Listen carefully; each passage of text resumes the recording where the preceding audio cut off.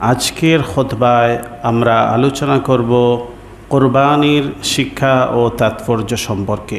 খুবই গুরুত্বপূর্ণ একটি বিষয়। এই বিষয়ে আমরা আলোচনা করার চেষ্টা করব ইনশাআল্লাহ তাআলা। আজকে পবিত্র জিলহজের চাঁদের আজকে 4 তারিখ 1447 হিজরি 2026 ইংরেজি সন মে মাসের আজকে হচ্ছে 22 তারিখ। আজকে আমরা আলোচনা করব কোরবানির শিক্ষা এবং তাৎপর্য সম্পর্কে। প্রথমে আমরা কোরবানির শব্দের অর্থটি জেনে নেওয়ার চেষ্টা করব। কোরবানি শব্দটি এসেছে কুরবন থেকে, নৈকট্য লাভ করা। কোরবানির মাধ্যমে আমরা মহান রব্বুল আলামিনের নৈকট্য অর্জন করি। আল্লাহ পাক রব্বুল আলামিনের নৈকট্য অর্জনের যতগুলো মাধ্যম পৃথিবীতে রয়েছে, এর মধ্যে অন্যতম গুরুত্বপূর্ণ একটি মাধ্যম হচ্ছে কোরবানি। আল্লাহর দেওয়া সম্পদ আল্লাহর রাস্তায় কোরবানি করে দেওয়া। এই কোরবানির মাধ্যমে আমরা আল্লাহ পাক রব্বুল আলামিনের নৈকট্য অর্জন করতে পারি। মূলত এই কোরবানির মাধ্যমে আমরা যা কিছু পশু জবাই করার মাধ্যমে কোরবানি করি, এই পশুর গোশত আমরা নিজেরাই ভক্ষণ করি। এই প্রসঙ্গে আল্লাহ বলেছেন, লা ইয়ানালাল্লাহু লুহুমুহা ওয়ালা দিমাউহা ওয়ালাকিন ইয়ানালুহুত তাকওয়া মিনকুম। এই কোরবানির বস্তু যা আমরা আল্লাহর রাস্তায় কোরবানি করি, এর গোশত এর রক্ত কোনোটাই আল্লাহর কাছে পৌঁছে না।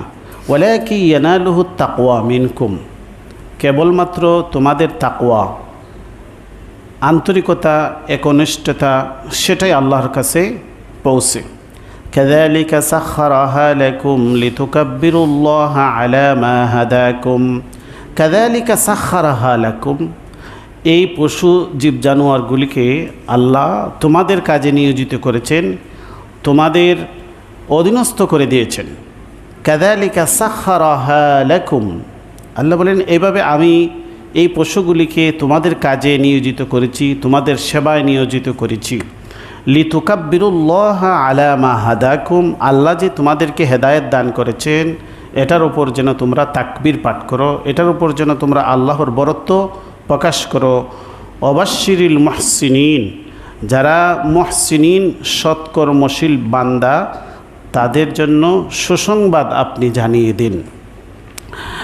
অন্য আয়াতের মাঝে বলেছেন আল্লাহ, কাযালিকা সাখখারাহা লাকুম লাআল্লাকুম তাশকুরুন, আল্লাহ এগুলোকে তোমাদের অধীনস্থ বানিয়ে দিয়েছেন, তোমাদের বশীভূত বানিয়ে দিয়েছেন, যাতে করে তোমরা শুকরিয়া জ্ঞাপন করো। আল্লাহ পাক রব্বুল আলামিন যে আমাদেরকে সম্পদ দান করলেন, এই সম্পদের অন্যতম এই শুকরিয়া হচ্ছে আল্লাহর রাস্তায় কোরবানির মাধ্যমে শুকরিয়া জ্ঞাপন করা। এই কোরবানির মাধ্যমে আমরা আল্লাহর প্রতি আনুগত্য পেশ করি, এর মাধ্যমে আমরা তাকওয়া অর্জন করি। এই কোরবানির ইতিহাস আমাদের সবার কাছেই জানা, যে এই কোরবানি কোথা থেকে আসলো, কিভাবে আসলো।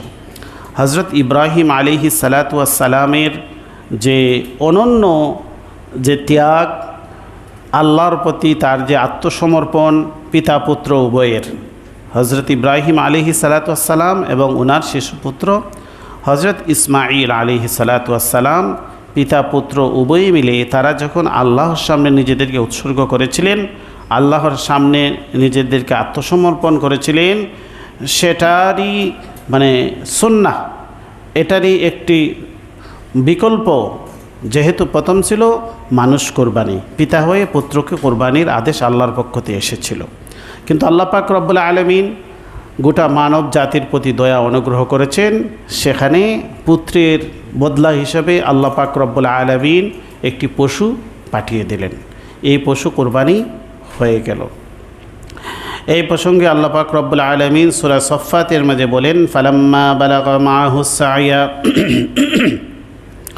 فلما بلغ معه السعي قال يا بني إني أرى في المنام أني أذبحك فانظر ماذا ترى قال يا أبت افعل ما تؤمر ستجدني إن شاء الله من الصابرين।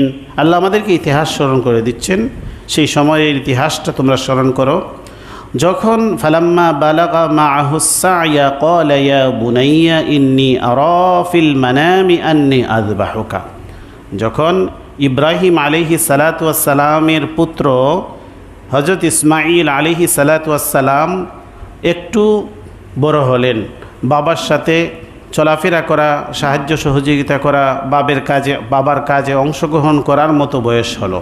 ফালাম্মা বালাগা মাআহুস সা'য়া ক্বালা ইয়া বুনাইয়া, এই অবস্থার মধ্যে ইব্রাহিম আলাইহিস সালাতু ওয়াস সালাম তার পুত্রকে বললেন, ইন্নী আরা ফিল মানামি আন্নী আযবাহুকা, পিতা পুত্রকে বললেন যে আমি স্বপ্নে দেখেছি, ঘুমের মধ্যে স্বপ্নে দেখেছি, আন্নী আযবাহুকা, আমি তোমাকে জবেহ করতেছি, আমি তোমাকে কুরবানি করতেছি, এই বিষয়টা আমি স্বপ্নে দেখেছি। আর নবীগণের স্বপ্ন হয় সত্য, নবীগণের স্বপ্ন কি হয়? সত্য হয়। ইব্রাহিম আলাইহিস সালাতু ওয়াস সালাম যেহেতু তিনি স্বপ্নে এই বিষয়টা দেখেছেন যে তিনি তার পুত্রকে কোরবানি করতেছেন, জবেহ করতেছেন, এই জন্য তিনি যেহেতু এটাকে সত্য, এই আদেশ স্বপ্নের মাধ্যমে তিনি পেয়েছেন, এটা তিনি যেহেতু নবী, তিনি জানেন যে এটা আল্লাহর পক্ষ থেকে এসেছে, এটা কখনো শয়তানের পক্ষ থেকে আসতে পারে না। অতএব এই আদেশ বাস্তবায়নের জন্য তিনি তার পুত্রর সাথে পরামর্শ করলেন। ফানজুর মাযা তারা, পিতা পুত্রকে বললেন, তুমি এখন দেখো আল্লাহর হুকুম হচ্ছে আমি তোমাকে জবে করব, এ ব্যাপারে তোমার মত কি সেটা তুমি বলো। ক্বালা ইয়া আবাতি ফাআল মা তু'মার, ইসমাঈল আলাইহিস সালাতু ওয়াস সালাম পিতাকে বললেন, ইয়া আবাতি, হে আমার পিতা, ইফআল মা তু'মার, আপনি যা আদেশ পেয়েছেন সেটাই আপনি বাস্তবায়ন করুন। সাতাজিদুনি ইনশাআল্লাহু মিনাস সাবিরিন, আল্লাহ যদি চায় ইনশাআল্লাহ আপনি আমাকে ধৈর্যশীলদের অন্তর্ভুক্ত পাবেন, আমি এখানে অধৈর্য হব না, আমি আপনার কাজে কোনো বাধা বিপত্তি সৃষ্টি করব না, যেহেতু এটা আল্লাহর হুকুম। এখানে একটি বিষয় আমাদের জানা প্রয়োজন যে কোরবানির ইতিহাস সম্পর্কে আমরা প্রচলিত একটি ইতিহাস ব্যাপকভাবে সব মানুষ জানে, সেটা আমরা কোরআনের সাথে মিলিয়ে দেখতে হবে যে আসলে আমাদের সমাজে প্রচলিত যে কিচ্ছা রয়েছে সেটা কোরআনের সাথে মিলে কি না। কারণ হচ্ছে সমাজে প্রচলিত কিচ্ছা হচ্ছে যে ইব্রাহিম আলাইহিস সালাতু ওয়াস সালাম স্বপ্নে দেখেছেন যে আপনি আপনার সবচেয়ে প্রিয় বস্তুটা আল্লাহর রাস্তায় কোরবানি করুন। তো তিনি চিন্তা ভাবনা করে দেখলেন যে আমার সবচেয়ে প্রিয় বস্তুটা হচ্ছে আমার সন্তান। এরপরে উনাকে ধোঁকা দিয়ে মাকে বলছেন যে আমার সন্তানকে আমি মেহমানদারিতে নিয়ে যাব, বেড়ানিত নিয়ে যাব। সেভাবে তিনি তাকে সাজিয়ে নিয়ে গেছেন, সেখানে গিয়ে কোরবানির জন্য প্রস্তুতি করছেন মিনার প্রান্তরে। এই যে প্রচলিত যে ইতিহাসটা আমরা শুনেছি বা সমাজে প্রচলিত রয়েছে, এই আয়াত দিয়ে আপনাদের সামনে আমি পেশ করলাম, এই আয়াতের সাথে কি মিলে না মিলে না? আয়াতের সাথে মিলল না মিলল না? মিলল না, কারণ এখানে প্রিয় বস্তুর কথা কোনো কিছুই নাই। সরাসরি ইব্রাহিম আলাইহিস সালাতু ওয়াস সালাম স্বপ্নে দেখেছেন, সেটাই তিনি ব্যক্ত করেছেন, ইয়া বুনাইয়া ইন্নী আরা ফিল মানামি আন্নী আযবাহুকা, আমি স্বপ্নে দেখেছি তোমাকে আমি জবেহ করতেছি, আন্নী আযবাহুকা, তোমাকে আমি জবেহ করতেছি। এই বিষয়টাই আমি স্বপ্নে দেখেছি। যা তিনি স্বপ্নে দেখেছেন এখানে কোনো লুকাচুরি নেই এবং কোনো ধরনের ধোঁকাবাজির আশ্রয় নাই। সরাসরি পিতা পুত্রকে বলে দিয়েছেন, আমি স্বপ্নে দেখেছি তোমাকে আমি জবেহ করতেছি, আন্নী আযবাহুকা, তোমাকে আমি জবেহ করতেছি। এখানে কি আল্লাহর পক্ষ থেকে কোনো বলা হয়েছে অস্পষ্ট কোনো কিছু দেখানো হয় নাই যে তোমার প্রিয় বস্তুকে কোরবানি করো? এটা তো ভুল কথা, এটা কোরআনের সাথে সাংঘর্ষিক, এটা কোরআনের সাথে মিলে না।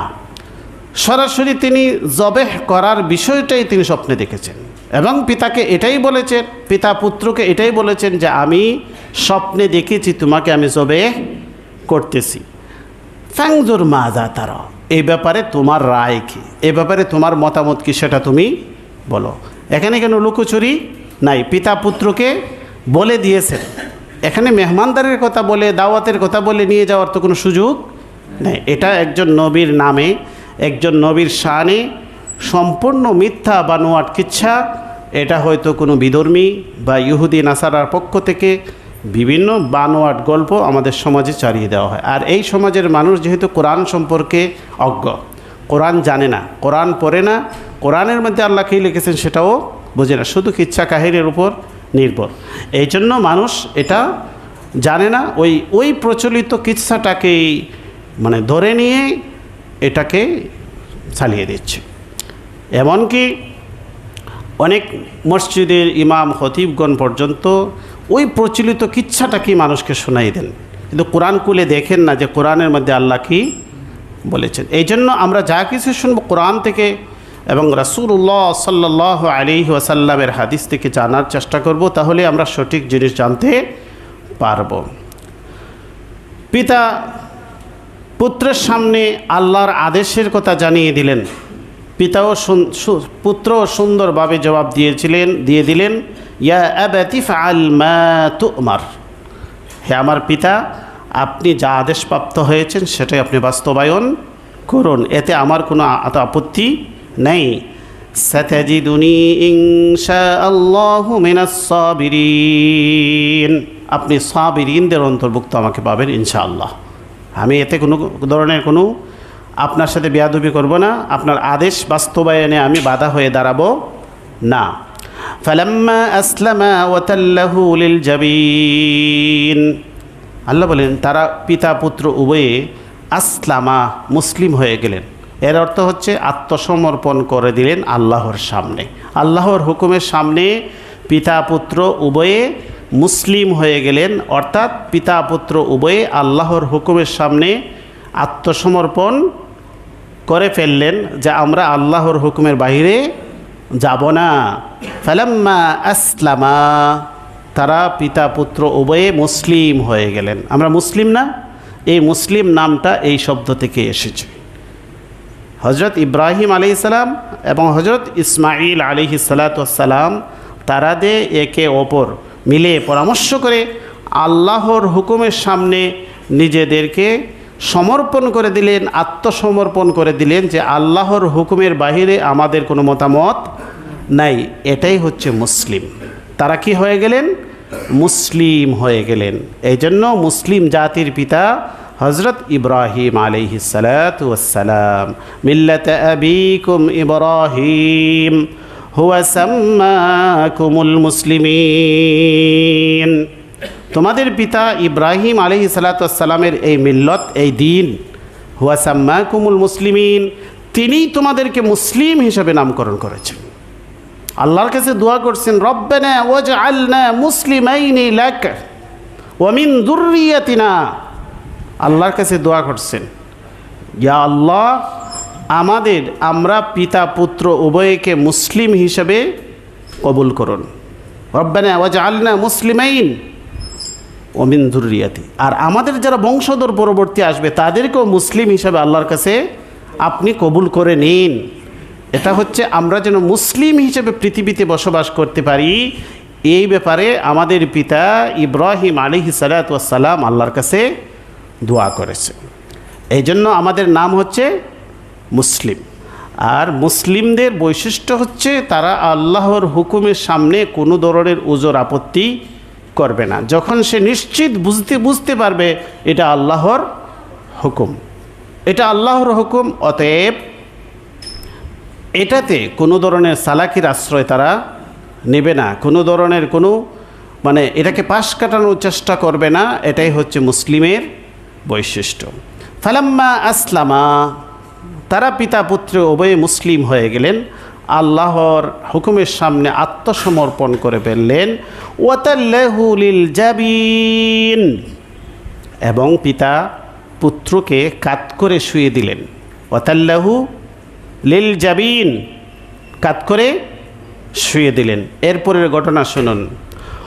ওয়ানাদাইনাহু আইয়া ইব্রাহিম قد صدقت الرؤيا إنا كذلك نجزي المحسنين إن هذا لهو البلاء المبين وفديناه بذبح عظيم সূরির কথা আছে?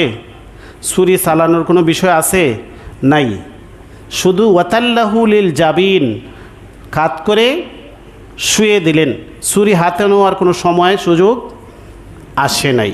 এমনিতেই আল্লাহ বলেন ওয়ানাদাইনাহু আইয়া ইব্রাহিম, আল্লাহ বলেন আমি তাকে ডাক দিলাম, হে ইব্রাহিম কদ সাদ্দাক্তার রুইয়া, তুমি তোমার স্বপ্ন বাস্তবায়ন করে ফেলেছো।